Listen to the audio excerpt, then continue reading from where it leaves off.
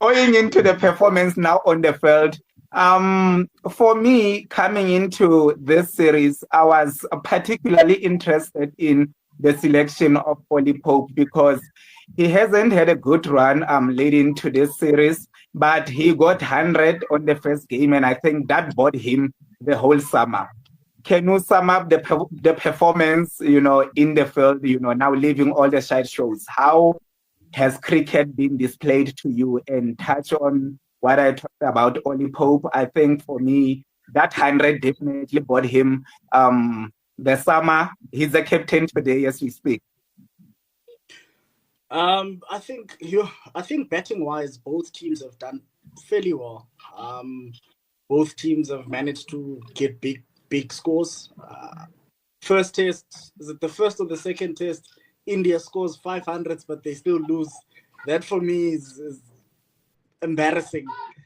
500s in Mm, one test match, you still lose. That's embarrassing.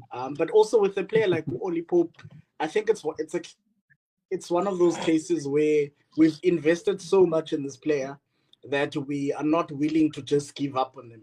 Because if you remember, mm, Oli Pope came through, I think it was in his early 20s, and he was batting in the middle. And the whole point of that was for him to work his way up the order.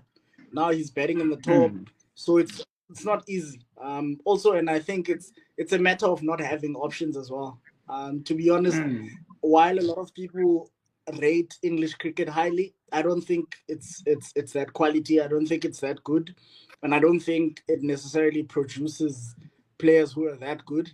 There's a reason why we will always provide players to England, one way or the other. mm, Whether we provide mm, players for the national team or we provide players for their domestic cricket, we will keep providing for them because we produce.